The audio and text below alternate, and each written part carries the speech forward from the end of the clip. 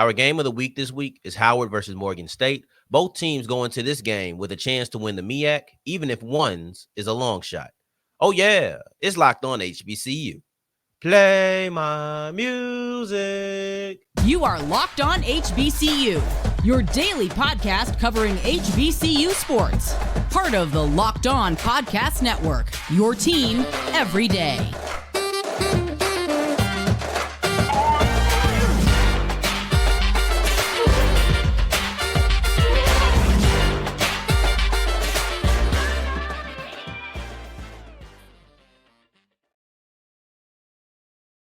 Family, welcome back to another episode of the Locked On HBCU podcast, your number one daily one-stop shop for everything HBCU athletics, Monday through Friday, part of the Locked On Podcast Network, your team every day. And I, of course, am Darian Gray, aka the Mouth of the South, Texas Southern alum and former TSU Herald Sports editor and current contributing writer at USA Today's Saints Wire. I appreciate you for making this your first listen of the day every day. And remember, just because the mic cuts off does not mean that the journey is over. It just means it's time to follow me on Twitter at South Exclusives. Starts with an S and ends with an S.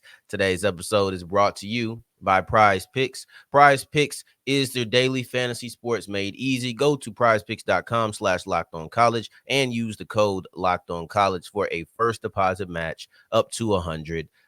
We have our game of the week. It's Friday. We only have a few of these left. I think one to counting today. 1, 2, 3, 4. And depending on how playoffs go, maybe we get up higher than that. But we only have really a month worth of games of the week to go. So for the next month's worth on Fridays, we'll have our 3 matchups, our 2 storylines, and our 1 key to victory in that order. Let's kick it off with the matchups. And I want to look at the 3-headed monster of Howard in the running game versus the Morgan State rush defense. And I think that this will honestly be the pivotal matchup of the game. There's no other matchup that I think will be as decisive as this matchup here. And, hey, I'm open to being wrong because I probably would have said the same thing about North Carolina Central's running game versus Howard's. No, actually, that would have been right. Yeah, you know what? Forget all that we right. All right, I think that this is the most pivotal matchup of the game because it just kind of leans towards the style of play that if I were Morgan State, I would want to have. So we'll get into that more in the key to victory because that is Morgan State's key to victory, what I just kind of alluded to. But when I'm looking at this 3-headed monster, you have Eden James, you have Jarret Hunter, both of which had really good games last week.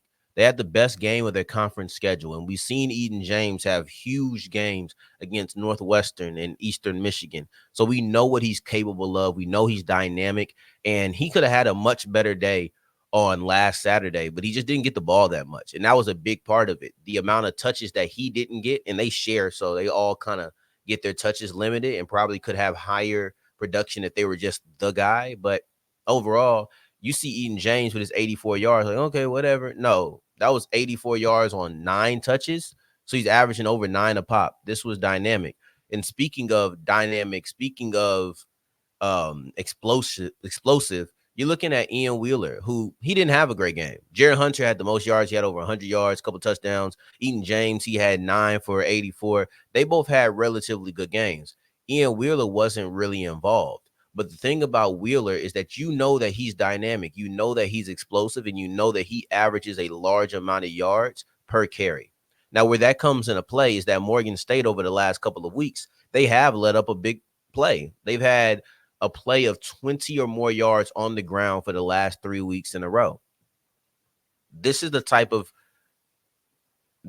game where you don't want that to happen. Overall, they're a really good run defense, the best in the conference, right? Least amount of yards. They haven't allowed double-digit touchdowns on the ground. That's the most or the least amongst all MEAC teams. This is a really good run defense versus a really good rush team. And this will be the pivotal matchup for me because if Howard is able to run the ball, I think it's going to be very tough for Morgan State to win this game. Now I'll go into the next one. I kind of want to flip it. What about J.J. Davis versus Howard's running defense? See, Howard kept North Carolina Central bottled up. Outside of Davius Richards' 76-yard rush, that was a touchdown, it was like November was Christmas time. It was Silent Night. For all those who believe that Christmas starts after Halloween, y'all were right that day in Washington, D.C., because nobody could get anything going outside of that one run. Couldn't get Mookie going, couldn't get Jamari going, couldn't get Davis going. It was rough, right? But I look at J.J. Davis, the running back for Morgan State, and also when speaking about Howard, I do know that their numbers statistically are heavily skewed based off of what happened with Juwan Howell a week prior, right? Against South Carolina State. That was 200-something yards, and you got Fields running for almost 100. Like, that was a large amount of rushing yards that was held against them. I'm not here to say that they were ever that bad, and I hope that I didn't make it sound like they were that bad. But really, the way I felt was you showed a bit of a vulnerability against a team that's going to try to do the exact same thing to you the following week. That was what I was paying attention to. But when I look at it here, this isn't because I think that Howard has a struggling rush defense. I saw what they just did last week, and they earned a lot of credit back, in my opinion, right? It's because J.J. Davis over this 3-game winning streak has just been that good, and you're going to have to stop him. It's not, oh, well, let's see what it's not what Morgan State can do to Howard. No, this is what can Howard do to J.J. Davis, because he's rounding in the form, right? And it was rough at the beginning of the year. After the first game where he had 79 yards and had a solid, season opener, it's been quiet. It's been really quiet and really difficult for him to be able to run the ball. But in the last 3 games, he's had his 2 highest totals. So he's had his first 200-yard games of the season. He's had his 3 of his 4 in which he has 75 in another game. So his high up to that point was 79 yards. He scored his first 2 touchdowns of the season. He's averaging over 6 yards per carry in all of the last 3 games. Like, this is a guy who is rounding out in the form, and I think that he's going to be somebody that you're going to have to stop. And I'll get into my last matchup, and this is a bit of a surprise, honestly. Even for me, when I was coming up with these, I thought that I would have more storylines, more matchups based around Howard's offense versus Morgan State's defense, because that's really the highlight of this game. But as I found myself planning, I just couldn't get Todd Smith out of this, right? And I'm like, I got to have Todd Smith. And it's because he's a freshman. I think that he's shown a lot of potential, but he's a freshman. And in being a freshman, you now need to have that part where you're having a lot of pressure on you. And this is that game. And when I say pressure, I don't mean blitzes. I don't mean sending open rushes. I don't mean beating the left tackle. When I say pressure, I mean the moment, because you have to understand Howard versus Morgan State is the first game on the MEAC lineup, meaning that you'll never know what's going on with North Carolina Central. And we'll get into that in the storylines, but you'll never know what's going on with Central. And both of these teams are more than likely in a lose and you're out situation. But there's no time for Morgan State to be like, oh, no, we're not going to do this because we already see how the Central game is going. The pressure is there. The pressure of knowing you can win the MEAC in this game is there. And if I'm Howard in the secondary, that's my matchup, Todd Smith versus the Howard secondary. If I'm Howard, I'm going to put a lot of pressure and make sure that he's the guy who has to beat us. He's a freshman who has never been in a situation like this. J.J. Davis is more of a veteran player who has been around the MEAC for years. I would trust that his composure will be up to par more than Todd Smith. Now, Smith could prove me wrong, but he's going to have to prove me wrong. And that's a lot of times the way that I operate. I come up here and I talk 5 days a week for 30 minutes. I've been wrong. I'm not oblivious to the fact, and I'm not too prideful to admit that. But at the end of the day, in certain situations, you're going to have to prove me wrong. And this is one of these situations where, as a freshman, I don't know what you can do in these type of high pressure, big time moment situations, but you're gonna have to show it to me. And as a Howard secondary, screw the pressure and the classification. That's a quarterback who threw for under 100 yards last week. I'm a secondary who's the top in the country or top in the conference. So you have the best rushing defense and the best pass defense in the conference. They're both going against each other. And you look at which part I want each defense to try to shut down. Morgan State, try to shut down the running game because that's what you do best. And then Howard, try to shut down the passing game because that's what you do best. And part of that is going to be you have to get them into 3rd and longs. You have to have good first down efficiency. I think that Morgan State's first down efficiency will be something to truly watch in this game. It could be one of the decisive factors on how well their offense performs. But let's look into the storylines. Why are these things even important? Why is this game a big deal in the first place? And we'll get into that as we continue with Locked On HBCU. Today's episode is brought to you by PrizePicks. And guys, I absolutely love my PrizePicks group chat now. It's the funniest thing. Yesterday, PrizePicks had an impromptu $10 coverage. Basically, if you bet up to $10, they'll cover it free of charge. If you lose, you ain't lose no money. If you win, you won some money. Like, that is beautiful, and that's just good business. That's the people I want to be in bed with. That is what I enjoy, right? Because PrizePicks had also, in addition to that, to make sure you're covered, if somebody gets hurt, don't worry about it. You ain't going to lose your money. We understand that injuries play a part in the game, and we're going to make sure that that's taken out of it. So I really do enjoy PrizePicks and what they provide, the different options, the different coverages, the flex pay, the entries, the more or less. All you have to do is pick 2 to 6 players, go with the more or the less on whatever the yardage, touchdown, fantasy points, 3 points made. You can get it in basketball, football, hockey, everything in between. But in order to do it, you got to go to prizepicks.com/lockedoncollege. And if you use the code LOCKEDONCollege, you get $100 or your first deposit matched up to $100. That's prizepicks.com/lockedoncollege and use the code LOCKEDONCollege.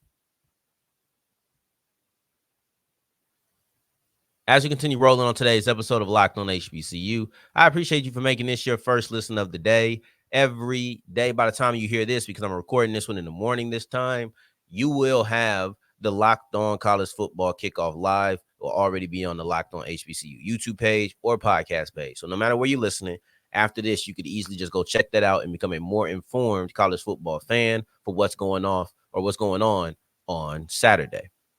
Right now, we're looking at our big game. And our big game is Morgan State versus Howard. And the reason it's a big game is because it's the MEAC championship, kind of decisive game. Let's get into each of it because Morgan State has a chance to win the MEAC and Howard has a chance to win the MEAC going into this game, but their chances are not the same.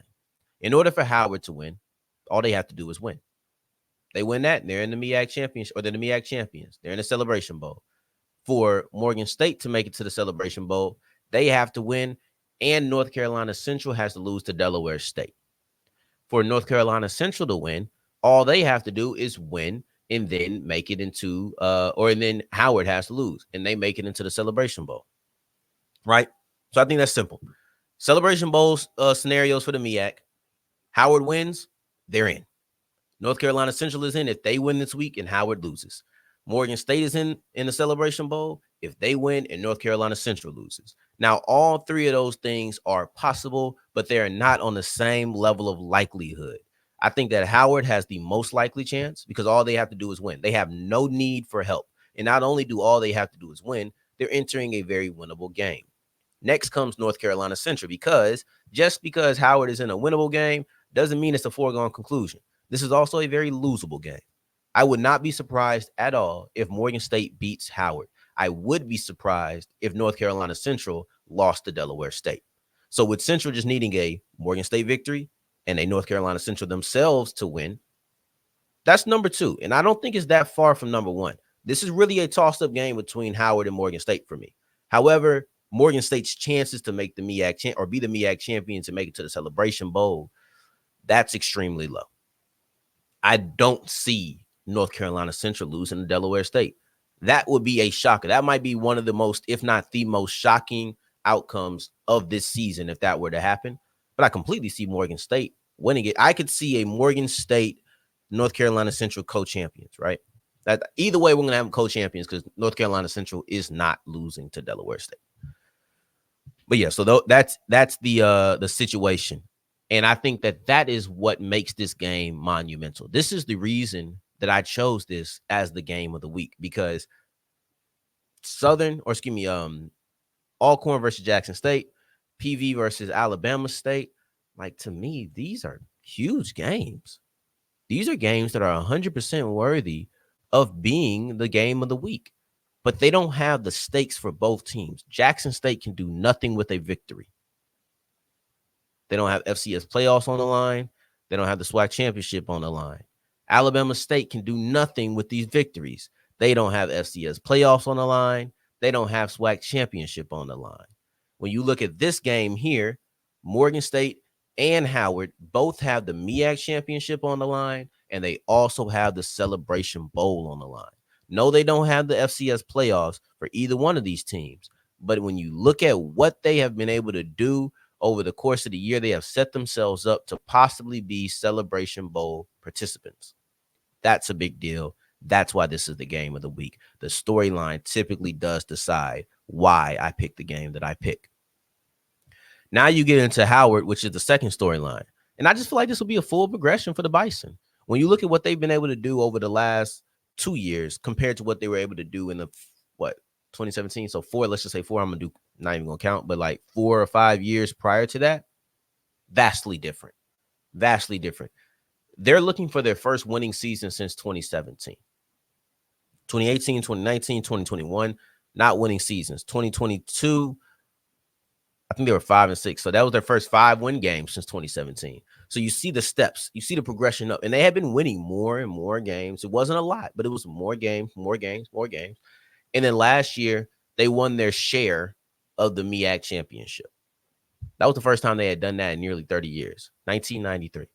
Now, you know how I feel about co-champions and all of that. When you have a Celebration Bowl, ain't no co-champions.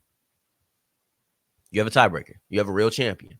This year, they're competing to be the true MEAC champions. And that would, to me, complete the full cycle of progression that they've been going through under Larry Scott. From struggling to winning 5 games, to having a winning record, to being a co-champion, to being a true champion. They'll be co-champions. Last year, Howard was a co-champion that didn't make the Celebration Bowl. To me, that's second place. That ain't even really a co-champion. That's the way I look at it. I'll continue to say it. I don't care. Football can't have co-champions. I'll die on that hill. This year, they'll be quote-unquote co-champions who makes it to the Celebration Bowl. They'll be true champs. They'll be first place. And you know what? If I see North Carolina Central celebrating a co-championship in this situation, I might, it depends. I might have to bring that same ferocity. Over to Central, but I don't think that they will. So I don't expect to do it, which is why I'm a little bit hesitant to say that I will. I might be too shocked. I might be thrown off like, whoa, they really celebrated this crap. But yeah, Howard is going for a full progression. They're going to be true champions, and they're going to be Celebration Bowl participants if they can win this game. That's the storyline. But what about the key to victory? For each team, I think that for Morgan State, it's easy said, tough to do. For Howard, let's really get into what their key to victory is as we continue with Locked On HBCU. Today's episode is brought to you by Athletic Brewing. And here's the thing. I believe that the game changers of this game will be Casey Hawthorne. I know we didn't speak about him, but Casey Hawthorne with his versatility. And then also, I'm going to say Todd Smith. I think that Todd Smith is also going to be a key here. Yeah, that's what I'm going to go. I'm going to go with those two guys as being game changers. And they're just like Athletic Brewing, who changed the game for non-alcoholic beers. Put them in festivals and competitions against alcoholic beers, and you still see Athletic Brewing coming out on top because there's no hangovers, there's no effect, just good drink. Have it have it while you're out on the town, have it while you're out at your kid's soccer game, everything in between. Go check it out, but it's simple. athleticbrewing.com. Use the code Locked On and get 15% off your first offer. I promise you, I ain't lying to you. Go to athleticbrewing.com athleticbrewing.com. Use the code Locked On and get 15% off your first offer.